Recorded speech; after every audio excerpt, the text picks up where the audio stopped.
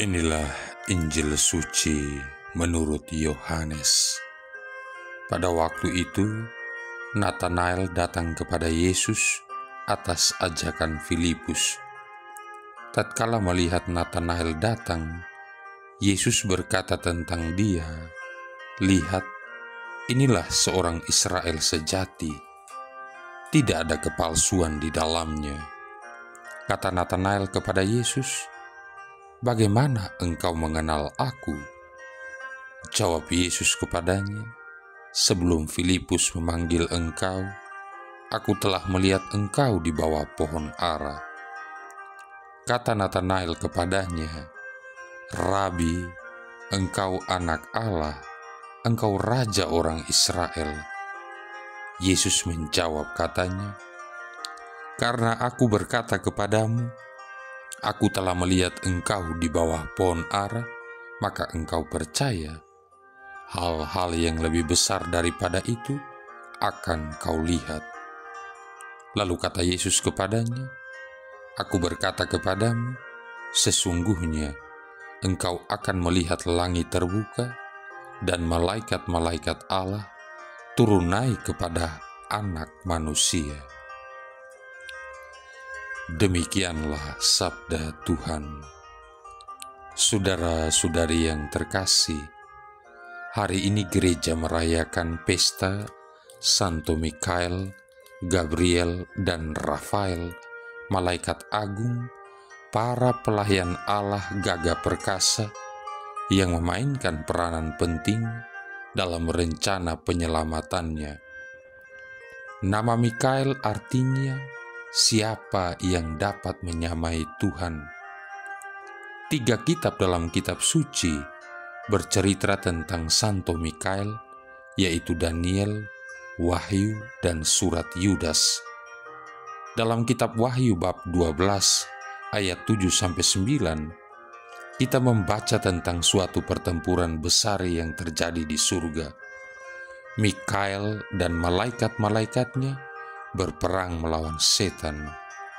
Mikael menjadi pemenang karena setia kepada Tuhan. Kita dapat mohon bantuan Santo Mikael untuk menjadikan kita teguh dalam kasih kepada Yesus dan dalam mempraktikkan iman Katolik kita. Nama Gabriel berarti Tuhan kemenanganku. Ia juga disebutkan dalam kitab Daniel. Gabriel kita kenal dengan baik karena ia termasuk salah satu tokoh penting dalam Injil Lukas. Malaikat agung ini menyampaikan kepada Maria bahwa ia akan menjadi bunda juru selamat kita. Gabriel menyampaikan kepada Zakaria bahwa ia dan Elisabet akan dikaruniai seorang putra yang akan dinamai Yohanes. Gabriel adalah pembawa warta, utusan Tuhan untuk menyampaikan kabar sukacita. Kita dapat memohon bantuan Santo Gabriel untuk menjadikan kita pembawa warta, seorang utusan Tuhan seperti dirinya. Nama Rafael artinya Tuhan menyembuhkan. Kita membaca kisah yang menyentuh tentang tugas Rafael dalam kitab Tobit dalam kitab suci. Ia memberikan perlindungan serta penyembuhan bagi mata Tobit yang buta. Pada akhir perjalanan, ketika segala sesuatunya telah berakhir, Rafael menyatakan jati dirinya yang sebenarnya. Ia menyebut dirinya sebagai salah satu dari ke-7 malaikat yang melayani di hadapan tahta Allah. Kita dapat memohon bantuan Santo Rafael untuk melindungi kita dalam perjalanan. Menurut tradisi Yahudi, ada 7 malaikat agung, yaitu Uriel, Rafael, Raguel, Mikael, Sariel, Gabriel, dan Remiel. Dan kita dapat membaca tentang hal ini di Ensiklopedia Britannica. Dalam zaman modern di mana kita manusia cenderung untuk mempertimbangkan hampir segalanya, kalau tidak mau dikatakan segala-galanya, dari suatu perspektif duniawi, Maka pesta seperti ini mengingatkan kita akan keberadaan malaikat atau berbagai makhluk surgawi yang disebut singgasana, kerajaan, pemerintah, dan penguasa. Kolose bab 1 ayat 16. Juga tentang roh-roh yang melayani, yang diutus untuk melayani mereka yang akan mewarisi keselamatan. Ibrani bab 1 ayat 14.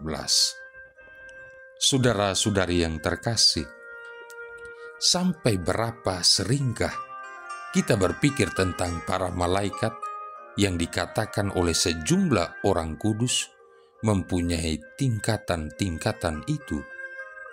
Mungkin karena pengaruh film-film, terlebih film horor, rasanya lebih mudahlah untuk menerima realitas iblis dan roh-roh jahatnya yang sesungguhnya adalah para mantan malaikat yang berontak, daripada makhluk-makhluk surgawi ini yang setia kepada Allah. Akan tetapi sementara kita merayakan pesta para malaikat agung pada hari ini, baiklah kita mempertimbangkan peranan yang mereka mainkan seperti yang dikemukakan dalam Katekismus Gereja Katolik nomor 328, nomor 334, bahwa ada makhluk rohani tanpa badan yang oleh kitab suci biasanya dinamakan malaikat adalah suatu kebenaran iman.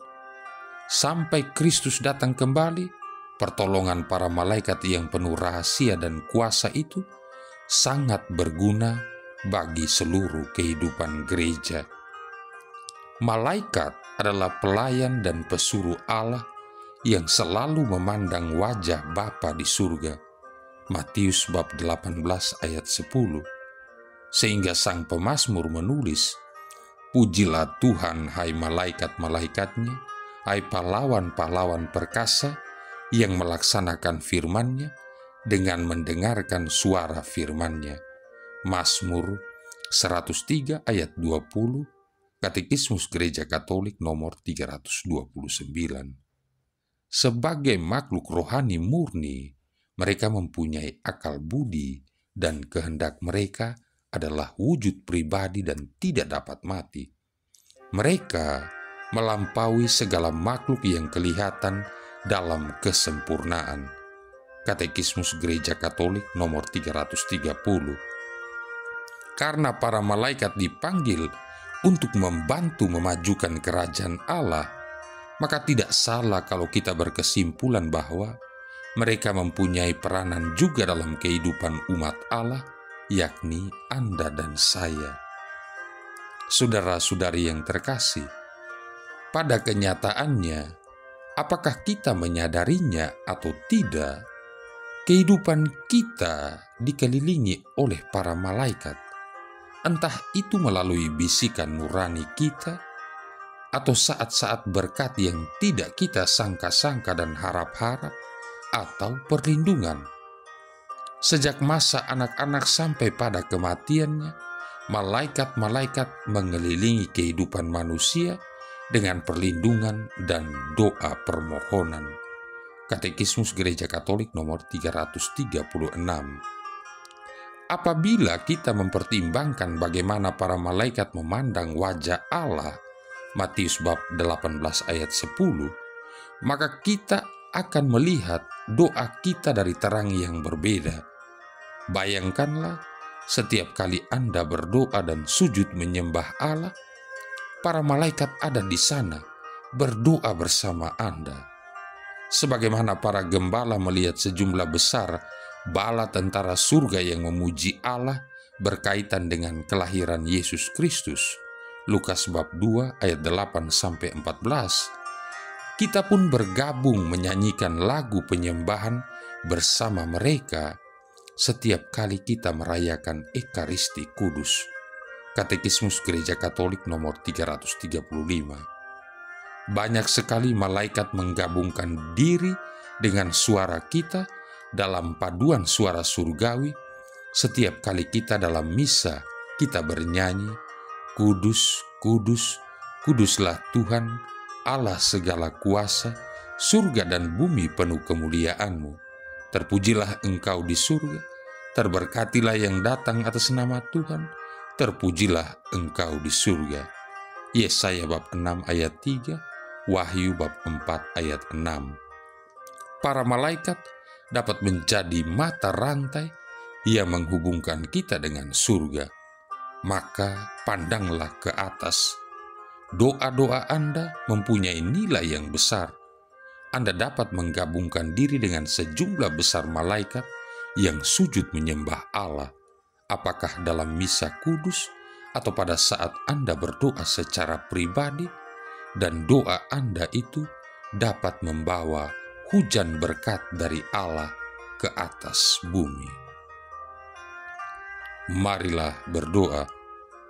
Allah Bapa Raja Maha Mulia, penyelenggaraanmu sungguh mengagumkan. Malaikat dan manusia Kau panggil mengabdi Engkau. Semoga mereka yang berada di hadapan-Mu dan mengabdi-Mu, bagi kami menjadi duta sukacita-Mu dan pelindung kedamaian-Mu. Dengan pengantaran Yesus Kristus Putra-Mu Tuhan kami, yang bersama dengan Dikau dan Roh Kudus hidup dan berkuasa, satu Allah sepanjang segala masa. Tuhan memberkati kita sekalian, Bapa, Putra, dan Roh Kudus.